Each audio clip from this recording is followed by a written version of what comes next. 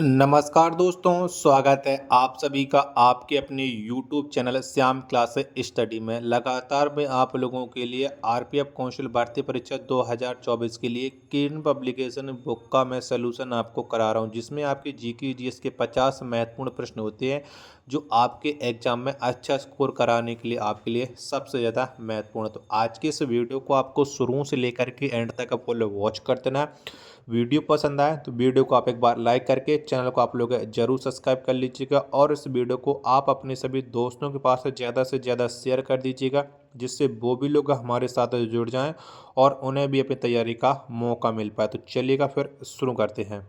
तो पहला प्रश्न आ जाता है कि टीपू सुल्तान डॉट डॉट में मैसूर का शासक बना। तो टीपू सुल्तान कब बना था मैसूर का शासक? तो ये 1782 में बना था। 71 का दूसरा ऑप्शन राइट आंसर हो जाएगा। अगला प्रश्न प्रश्न संख्या 72 है। कौन सी संस्था भारत में राजकोषीय नीति तैयार करती है? तो कौन सी संस्था के द्वारा तैयार की जाती है? तो राजकोषीय जो नीति है ये वित्त मंत्रालय के द्वारा तैयार की जाती है। एक 72 का दूसरा ऑप्शन पहला ऑप्शन राइट आंसर हो जाएगा। 73वां प्रश्न आ जाता है आपके सामने कि निम्नलिखित में से कौन-सा एक भारतीय रिज़र्व बैंक का कार्य नहीं है? तो इनमें से एक कार्य ऐसा है जो भारतीय रिज़र्व बैंक नहीं करता है, वो कौन-सा कार्य है? तो ग्राहकों से जमा स्वीकार करना ये रिज़र्व बैंक का कार्य नहीं है। 73 का चौथा ऑप्शन राइट आंसर हो जाएगा। अगला प्रश्न प्रश्न संख्या 74 है आपके सामने कि भारत में आर्थिक उदारीकरण किस वर्ष में हुआ था? तो कब हुआ था? भारत में जो आर्थिक उदारीकरण है, ये हुआ था 1991 में। कब? 1991 में। 74 का तीसरा ऑप्शन राइट आंसर हो जाएगा। नेक्स्ट प्रश्न है प्रश्न संख्या 75 कि दूसरे राज्य के तत्काल राजनीतिक नियंत्रण के अधीन क्षेत्र को डॉट डॉट कहा जाता है। तो बताओ इसे क्या कहा जाता है? तो इसे कहा जाता है कॉलोनी। 75 का दूसरा ऑप्शन राइट आंसर हो जाएगा। अगला प्रश्न प्रश्न संख्या 76 है आपके सामने कि डॉट डॉट में प्रत्येक वयस्क नागरिक का एक वोट होना चाहिए तथा प्रत्येक वोट का एक समान मूल्य होना चाहिए। तो ये कौन से तंत्र में होना चाहिए? 76 का आंसर आपको देना है। तो ये लोकतंत्र इसका राइट आंसर हो जाएगा। दूसरा ऑप्शन करेक्ट आंसर। 77वां प्रश्न है आपके सामने कि भारतीय संविधान के किस अनुच्छेद में नए राज्य के प्रवेश या स्थापन का प्रावधान दिया गया? ये कौन से अनुच्छेद में दिया गया? तो ये दिया गया अनुच्छेद 2 में। 77 का दूसरा ऑप्शन राइट आंसर हो जाएगा। 78वां प्रश्न है आपके सामने कि निम्नलिखित में से कौन-सा संविधान के अंतर्गत एक मौलिक कर्तव्य है? तो कौन-सा है? 78 का राइट आंसर। तो देश की रक्षा करें तथा आह्वान, ये हो जाएगा एक मौलिक कर्तव्य भारतीय संविधान का। 78 का चौथा ऑप्शन राइट आंसर हो जाएगा। आह्वान किए जाने पर राष्ट्र की सेवा। मैं थोड़ा पढ़ नहीं पाया था उसको, चलेगा। अगला प्रश्न आ जाता है आपके सामने है प्रश्न संख्या 79 की 16 जाने-माने महाजनपदों में सबसे महत्वपूर्ण महाजनपद कौन-सा था? बताओ कौन-सा था? तो इनमें से जो सबसे महत्वपूर्ण जनपद था वो था मगध। 79 का पहला ऑप्शन राइट आंसर हो जाएगा।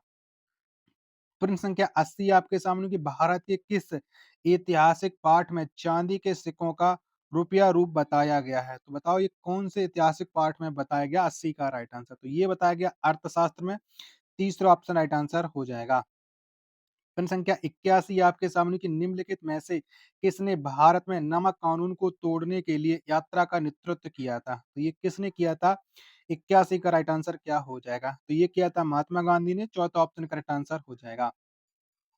प्रश्न संख्या 82 आपके सामने कि 1934 के बाद मुस्लिम लीग का मुख्य प्रवक्ता कौन बना? कौन बना? तो मुस्लिम लीग का जो मुख्य प्रवक्ता वो मोहम्मद अली जिन्ना बना था। 82 का चौथा ऑप्शन राइट आंसर हो जाएगा। अगला प्रश्न प्रश्न संख्या 83 आपके सामने कौन सा बाण 4 जाने-माने बाणों में से चौथे स्थान पर था? तो बताओ चौथे स्थान पर कौन सा बाण है? तो ये है बेस। चौथा ऑप्शन राइट आंसर हो जाएगा।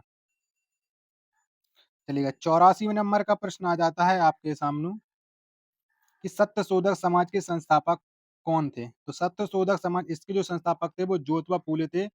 84 का तीसरा ऑप्शन राइट आंसर हो जाएगा। प्रश्न संख्या 85 आपके सामने किस राज्य ने घोल मछली को राज मछली घोषित किया है? तो ये कौन से राज्य की राज मछली है? घोल मछली। तो ये है गुजरात की। 85 का दूसरा ऑप्शन राइट आंसर हो जाएगा। अगला प्रश्न प्रश्न संख्या 86 है आपके सामने किस देश में भारत वलित पर्वत से घिरा हुआ नहीं है? बताओ कौन-सी दिशा में नहीं? सॉरी मैं देश पढ़ गया। ये कौन-सी दिशा इसका राइट आंसर हो जाएगा प्रश्न संख्या 86 का। तो ये पश्चिम में वो वलित पर्वत से नहीं घिरा हुआ, पहला ऑप्शन राइट आंसर हो जाएगा। प्रश्न संख्या 87 आपके सामने कि दिहांग घाटी के बाद दिहांग घाटी के बाद हिमालय दक्षिण की ओर मुड़ता है तथा भारत की पूर्वी सीमा बनती है जिसे डॉट डॉट कहा जाता है। तो इसे क्या कहा जाता है? तो इसे कहा जाता है पूर्वांचल कहा जाता है। 87 का चौथा ऑप्शन राइट आंसर हो जाएगा। चलिए अगला प्रश्न संख्या 88 आपके सामने भारत का संपूर्ण उत्तरी मैदान किस प्रकार की मृदा से बना है? तो ये कौन सी मृदा से बना है? तो भारत का जो संपूर्ण मैदान है ये जलोढ़ मृदा से संपूर्ण उत्तरी मैदान है ये जलोढ़ मृदा से बना है। 88 का पहला ऑप्शन राइट आंसर हो जाएगा। प्रश्न संख्या 89 आपके सामने कि निम्नलिखित में से कौन सा किसी भी जगह की जलवायु की 6 प्रमुख नियंत्रणों में से नहीं है? बताओ कौन सा नहीं है?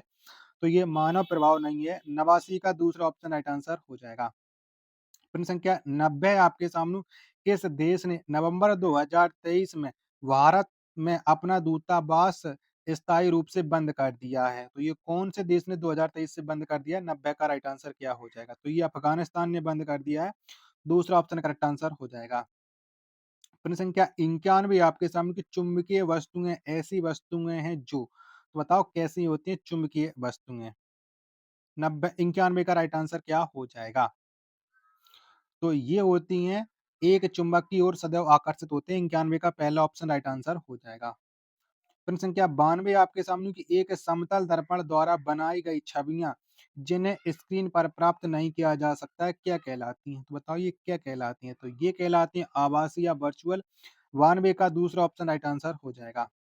प्रश्न संख्या 93 है आपके सामने कि निम्नलिखित में से कौन कैपिलरी एक्शन का एक उदाहरण नहीं है? तो बताओ कौन सा नहीं है? 93 का राइट आंसर क्या हो जाएगा? तो साबुन के बुलबुले का निर्माण ये नहीं है। तीसरा ऑप्शन राइट आंसर हो जाएगा। जनसंख्या 94 आपके सामने कि कीटों में गैसों के आदान-प्रदान के लिए वायुनली के संजाल को क्या कहते हैं? तो बताओ इसे क्या कहा जाता है? 94 का राइट आंसर क्या हो जाएगा? तो इसे श्वास नली या ट्रैकिया कहा जाता है। पहला ऑप्शन करेक्ट आंसर हो जाएगा। चलिएगा अगला प्रश्न आ जाता है प्रश्न संख्या 95 आपके सामने कि पत्तियों की सतह पर मौजूद रंध्र के माध्यम से किस प्रक्रिया द्वारा पानी का वाष्पीकरण करता है? तो कौन से प्रक्रिया के द्वारा होता है? तो ये होता है वाष्पोत्सर्जन के। 95 का दूसरा ऑप्शन राइट आंसर हो जाएगा। प्रश्न संख्या 96 है आपके सामने निम्नलिखित में से कौन सा एक विद्युत ऋणात्मक तत्व है? बताओ कौन सा है? तो फ्लोरीन या एक विद्युत ऋणात्मक तत्व है। 96 का चौथा ऑप्शन राइट आंसर हो जाएगा। प्रश्न संख्या 97 आपके सामने किस प्रकार की रासायनिक अभिक्रिया में एक अधिक प्रतिक्रियाशील धातु एक कम प्रतिक्रियाशील धातु की जगह ले सकता है? तो कौन सी रासायनिक अभिक्रिया ले सकती है? 97 का राइट आंसर। तो ये विस्थापन पहला ऑप्शन राइट आंसर हो जाएगा। प्रश्न संख्या 98 आपके सामने की पॉलीथीन तथा पीवीसी डॉट डॉट के कुछ उदाहरण। तो ये किसके उदाहरण हैं? तो पॉलीथीन तथा जो पीवीसी है ये थर्मोप्लास्टिक के उदाहरण है। 98 का दूसरा ऑप्शन राइट आंसर हो जाएगा। प्रश्न संख्या 99 आपके सामने के रेफ्रिजरेटर वातानुकूल तथा एरोसोल स्प्रे में उपयोग किए जाने वाले कौन से रसायन वायु प्रदूषक बनते हैं? तो ये कौन से बनते हैं? 99 का राइट आंसर। तो ये क्लोरोफ्लोरोकार्बन बनती हैं। तीसरा ऑप्शन करेक्ट आंसर हो जाएगा। चलिए अगला प्रश्न है प्रश्न संख्या 100 है आपके सामने की जैविक पद्धति में आंतरिक पर्यावरण में परिवर्तन का प्रतिरोध करने वाली प्रवृत्ति को क्या कहते हैं? बताओ इसे क्या कहा जाता है? तो इसे कहा जाता है समस्थापन। 100 का तीसरा ऑप्शन राइट आंसर हो जाएगा। प्रश्न संख्या 101 है आपके सामने की जर्मेनियम का प्रयोग सामान्यतः डॉट डॉट में किया जाता है। तो किस में किया जाता है? तो जर्मेनियम का जो प्रयोग है ये सामान्यतः अर्धचालक में किया जाता है। 101 का तीसरा ऑप्शन राइट आंसर हो जाएगा। 102वां प्रश्न है आपके सामने कि अक्टूबर 2023 में भारत का निर्यात 6.6 से 21% तक बढ़कर कितना हो गया है? यानी 6.21% से बढ़कर के कितना हो गया है? ठीक है, तो ये हो गया है 35.57 बिलियन डॉलर यानी 102 का तीसरा ऑप्शन राइट आंसर हो जाएगा। चलिएगा अगला प्रश्न आ जाता है प्रश्न संख्या 103 है आपके सामने कनाडा के ब्रिटिश कोलंबिया विश्वविद्यालय के शोधकर्ता ने डॉट डॉट फाइबर प्रचलित कंक्रीट विकसित किया है। तो ये कैसा विकसित किया है? 103 का राइट आंसर। तो ये हो जाएगा भूकंप रोधी विकसित किया है 103 का दूसरा ऑप्शन करेक्ट आंसर हो जाएगा। फिर संख्या 104 है आपके सामने की सोफिया नामक रोबोट को नागरिकता देने वाला पहला देश कौन-सा बन गया है? तो ये बन गया सऊदी अरब। 104 का पहला ऑप्शन राइट आंसर हो जाएगा। 105वां प्रश्न है आपके सामने कि निम्नलिखित में से कौन-सी फसल एक अखाद्य फसल है? तो बताओ कौन-सी? तो ये हो जाएगा रेशा फसल। 105 का दूसरा ऑप्शन राइट आंसर हो जाएगा। 106वां प्रश्न है कि सामान्यतः पदार्थ की अवस्था के भौतिक वर्गीकरण में डॉट डॉट अवस्था को शामिल नहीं किया जाता। तो इसे कब शामिल नहीं किया जाता? 106 का राइट आंसर। तो कोलायडल को नहीं किया जा सकता है। 106 का दूसरा ऑप्शन करेक्ट आंसर हो जाएगा। 107वां प्रश्न है कि महाराष्ट्र राज्य सरकार द्वारा किस वर्ष पार्श्व गायक को लता मंगेशकर पुरस्कार 2023 से सम्मानित किया गया है? तो बताओ किसे ये मिला है लता मंगेशकर पुरस्कार 2023? तो ये पुरस्कार है सुरेश वाडकर को।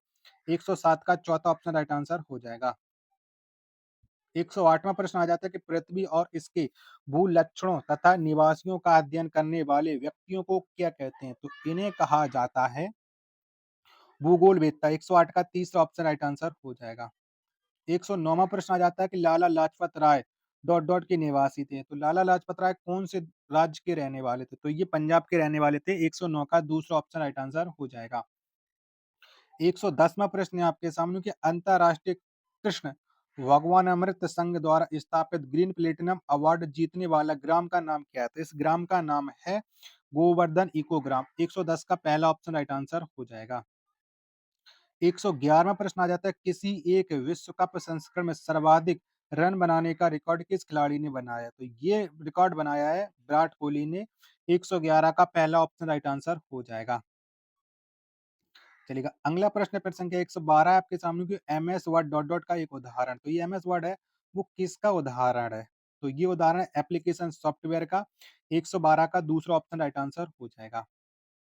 113वां प्रश्न आ जाता है आपके सामने कि विज्ञान में निम्नलिखित में से कौन मिश्रण का गुणधर्म नहीं है? बताओ कौन नहीं है? 113 का राइट आंसर क्या हो जाएगा? तो इसकी संरचना निश्चित है, ये नहीं है। 113 का तीसरा ऑप्शन राइट आंसर हो जाएगा। चलिएगा अगला प्रश्न प्रश्न संख्या 114 आपके सामने की आईयूसीएन के संकटग्रस्त प्रजातियों के वर्गीकरण में डॉट डॉट प्रजातियों को सम्मिलित नहीं किया जा सकता है। तो कौन सी प्रजातियों को सम्मिलित नहीं किया जा सकता? तो इसमें हानिकारक को नहीं किया जा सकता है। 113 का और 114 का तीसरा ऑप्शन राइट आंसर हो जाएगा। 115वां प्रश्न है आपके सामने कि राज्य पुनर्गठन आयोग की स्थापना वर्ष डॉट डॉट में की गई थी। तो कब की गई थी? तो ये स्थापना 1953 में की गई थी। 115 का चौथा ऑप्शन राइट आंसर हो जाएगा। 116वां प्रश्न आ जाता है कि राज्य के नीति निर्देशक सिद्धांतों के तहत भारत के संविधान का कौन सा अनुच्छेद ग्राम पंचायतों के गठन के बारे में बात करता है? तो ये कौन सा अनुच्छेद करता है? तो ये अनुच्छेद 40 करता है। 116 का पहला ऑप्शन राइट आंसर हो जाएगा। 117वां प्रश्न है कि स्वतंत्र भारत की पहली जनगणना में आयोजित की गई थी। तो बताओ कब आयोजित की गई थी? तो ये आयोजित की गई थी 1951 में। 117 का तीसरा ऑप्शन राइट आंसर हो जाएगा। चलिएगा अगला प्रश्न है आपके सामने प्रश्न संख्या है 118 भारतीय संविधान के भाग 6 में अनुच्छेद डॉट डॉट राज्य विधानमंडल के घटकों से संबंधित है। तो ये कितने अनुच्छेद हैं भाग 6 में? 118 का राइट आंसर। तो 168 से 212 इसका राइट आंसर हो जाएगा पहला ऑप्शन। 119 प्रश्न की बाणभट्ट ने हर्षचरित की रचना किस भाषा में की थी? तो बाणभट्ट ने जो हर्षचरित की रचना की थी वो संस्कृत में की थी। 119 का पहला ऑप्शन राइट आंसर हो जाएगा।